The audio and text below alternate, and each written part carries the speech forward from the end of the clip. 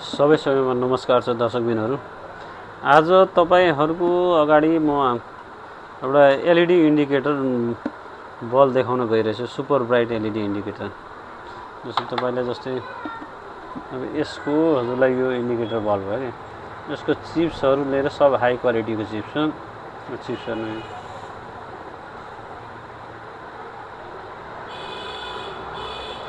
र यो तपाईलाई 12 भोल्टमा पनि काम गर्छ, 24 भोल्टमा पनि काम गर्छ। र यसको हेलोजिन बल्बसँग कम्पेयर गरेर हेरौँ है। जस्तै यो हजुरलाई हेलोजिन बल्ब हो, यो 12 भोल्ट 21 वाट, यो हेलोजिन इन्डिकेटर बल्ब। अब यसलाई एकचोटि यसको ब्राइटनेस हेरौँ र यसको वाटेज पनि हेरौँ है। वाटेज हेरौँ, जस्तै यो मैले यो गरेँ, 23 वाट देखाइरहेछ, 12.4 भोल्ट। ल यसको ब्राइटनेस हेर्नु। ल अब हामीहरू यो पनि तपाईले 21 वाटको सुपर ब्राइट एलईडी। यसको वाटेज हेरौँ, ब्राइटनेस हेरौँ है। 22 वाट देखाइरहेछ, सुपर ब्राइट एलईडी। र यो पनि तपाईलाई हेलोजिन बल्ब जस्तै उल्टो सुल्टो सबै काम गर्छ। जस्तै एक्सचेन्ज गरे प्लसको ठाउँमा माइनस राखे, माइनसको ठाउँमा प्लस राखे र पनि यो काम गर्छ।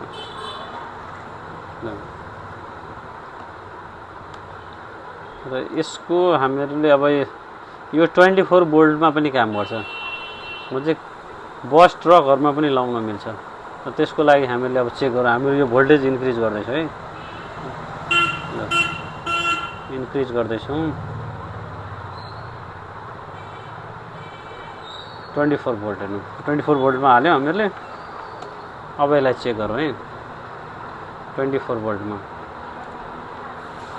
यो ल हेर्नु, 24 भोल्टमा पनि काम गर्छ।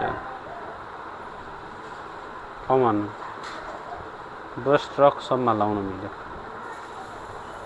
अब हामीहरू एकचोटि फ्ल्यासर हालेर यसको चेक गरौँ है। फ्ल्यासर र फ्ल्यास गर्छ कसरी भनेर।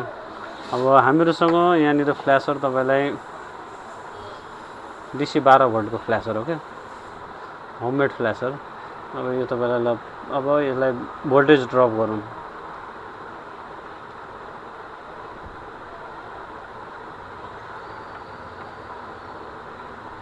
.8 भोल्ट प्लस, ठीक छ।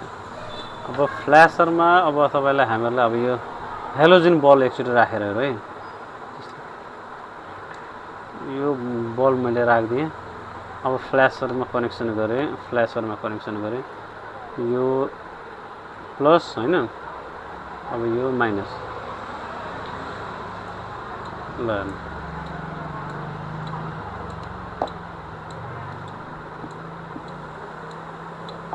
फ्ल्यासर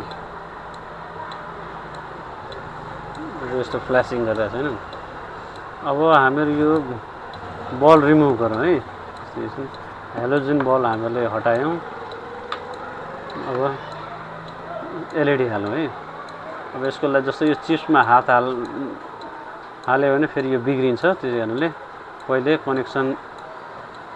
कनेक्सन हटाउँ, रिमुभ गरौँ। अब यहाँ हालौँ। अब हामीले यो हालिसकेपछि अब यहाँ कनेक्सन गरौँ है।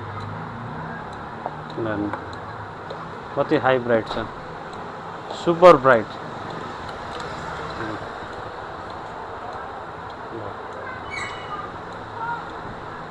र यो तपाईलाई धेरै ड्युरेबल छ, लङ लास्टिङ टिक छ।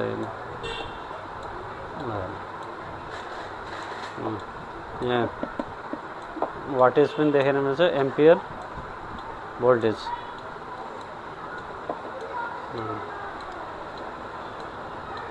र तपाईहरुलाई यस्तो लाइट चाहिएको छ भने हाम्रो इन्स्टाग्राममा DM गर्न सक्नुहुन्छ। हवस्, धन्यवाद।